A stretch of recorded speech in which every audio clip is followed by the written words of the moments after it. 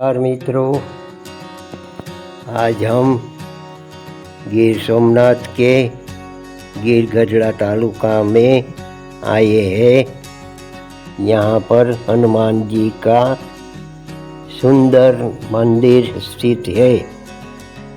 इस जगह को मारुति धाम से जाना जाता है। यहाँ हनुमान जी का मंदिर स्थित है।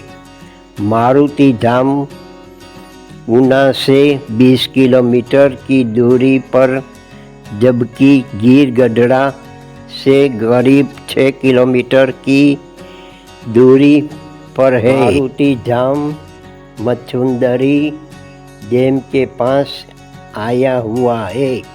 यहाँ का वातावरण शांतिमय एवं धार्मिक है। यहाँ का प्राकृतिक दृश्य बारिश की मौसम में सुंदर है।